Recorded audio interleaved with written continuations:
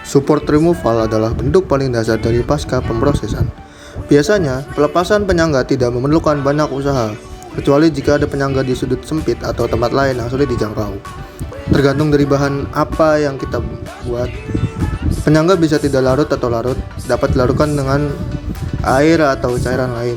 Penopang tidak larut dibuat dari bahan yang sama dengan bagian utama. Printer 3D FDM dengan extruder tunggal hanya dapat menggunakan jenis dukungan ini, karena bagian dan dukungannya akan dicetak dari gulungan filamen yang sama.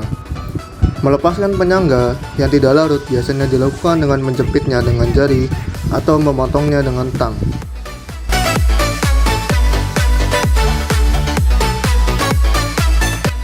Setelah melakukan support removal, yang selanjutnya adalah melakukan pengaplasan atau sanding. Adalah bentuk pasca pemrosesan yang paling umum. Umumnya, hasil cetak 3D FDM dapat memiliki permukaan yang agak kasar, dan pengaplasan adalah cara termudah untuk menghaluskannya. Setelah pencetakan, bagian mungkin memiliki beberapa gumpalan yang tersisa di permukaannya, atau mungkin ada beberapa bekas buruk yang tersisa setelah Anda melepas penyangga. Cara ideal untuk menghilangkan noda tersebut adalah dengan menggunakan amplas. Itu selalu yang terbaik untuk memulai dengan amplas grit paling rendah, rentang 150-400, dan bergerak menuju amplas grit yang lebih tinggi hingga 2000 dalam beberapa tahap pengamplasan.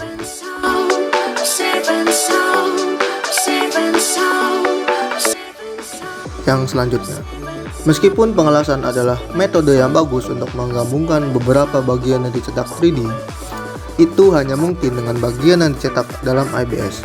Untungnya, cetakan 3D yang dibuat dengan bahan lain masih bisa direkatkan dengan cara direkatkan. Mirip dengan pengelasan, ini umumnya digunakan ketika sesuatu tidak dapat dicetak dalam satu bagian karena kendala di dimensi printer.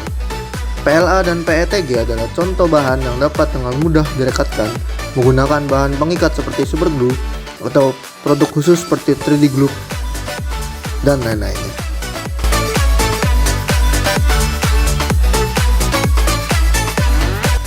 Priming adalah teknik pasca pemrosesan yang digunakan untuk menyiapkan permukaan untuk lukisan.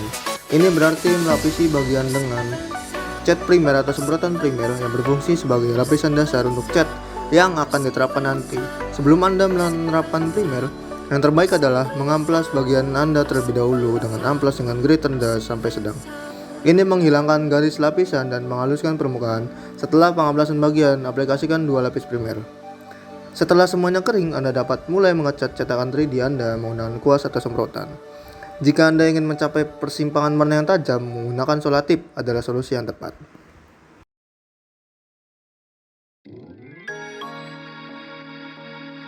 Smoothing adalah teknik pasca pemrosesan yang populer, terutama untuk cetakan ABS. Aseton memiliki kemampuan untuk melelehkan ABS dan karenanya menghaluskan garis-garis lapisan yang terlihat pada permukaan suatu bagian. Metode paling sederhana adalah dengan menuangkan aseton ke dalam wadah besar yang dapat berubah wadah plastik, tetapi kaca lebih disarankan. Kemudian letakkan cetakan Anda di atas platform di atas aseton, tutup wadah selama 10-20 menit agar uap dapat melelehkan lapisan luar dari ABS tersebut.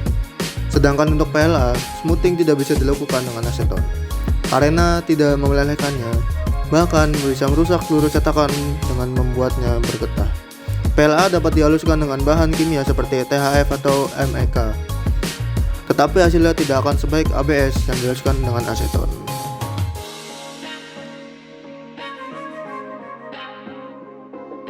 Teknik pasca pemrosesan pencetakan 3D ini digunakan untuk mencapai permukaan sehalus mungkin.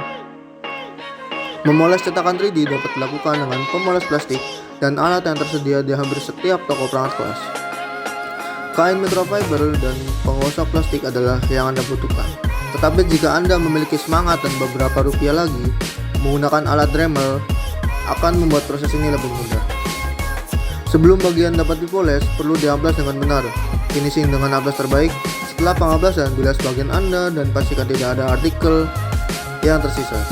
Jika Anda menggunakan kain, oleskan penggosok ke bagian yang diamplas dan gerakan kain dengan gerakan memutar sampai Anda puas dengan hasilnya.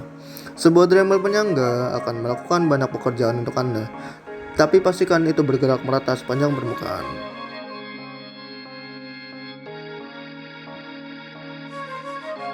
Meskipun biasanya digunakan dalam skala besar untuk produk industri, pencelupan hydro skala kecil dapat dengan mudah diterapkan ke komponen cetak 3D untuk tampilan yang lebih bagus. Pencelupan hydro adalah proses penerapan dengan desain grafis tercetak ke objek padat menggunakan kertas transfer air khusus. Kertas ini memiliki satu sisi yang terbuat dari PVA, di mana grafik dicetak dengan printer inkjet. Setelah selesai, cari wadah yang cukup besar untuk menampung bagian Anda dan isi dengan air panas. Lepaskan bagian belakang kertas sehingga hanya tersisa PVA bening dengan grafik tercetak. Letakkan dengan hati-hati ke dalam air dan tunggu hingga PVA raut sehingga grafik Anda mengambang dengan sendirinya. Kemudian perlahan-lahan rendam bagian tersebut di dalam grafik pada sudut 45 derajat. Anda dapat memegangnya dengan satu tangan atau menambahkan tongkat agar dapat bekerja dengan jarak jauh. Setelah bagian terendam sepenuhnya, kocok beberapa kali dan Anda siap untuk mengeluarkan bagian yang sudah jadi dari wadah.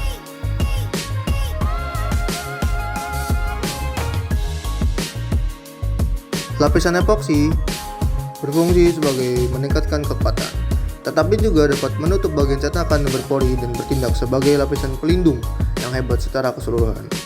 Lapisan epoksi terdiri dari dua bahan kimia yang berbeda, resin epoksi itu sendiri dan pengeras.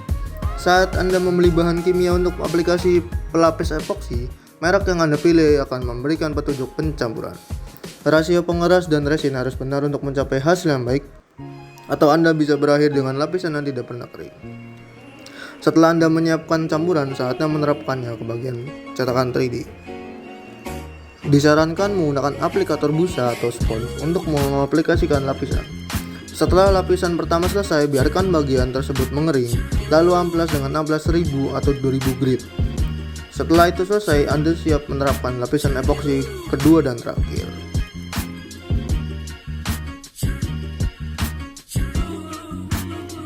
Electroplating adalah proses yang menambahkan lapisan logam ke logam lain atau bagian dengan permukaan konduktif. Ini adalah teknik pasca pemrosesan yang hebat yang dapat secara signifikan meningkatkan kekuatan dan penampilan visual. Prosesnya sendiri mungkin tampak rumit pada awalnya, tetapi tidak seteknis kelihatannya. Electroplating pada dasarnya mentransfer lapisan logam dari satu logam ke logam lain. Electroplating dimungkinkan berkat proses kimia yang disebut elektrolisis. Dua alat utama untuk elektrolisis adalah sumber listrik, baterai atau penyerang, dan elektrolit. Elektrolit adalah campuran garam logam dari logam yang ingin Anda lapisi bagian Anda, asam dan air. Arus listrik diperlukan untuk memulai reaksi antara katoda dan anoda.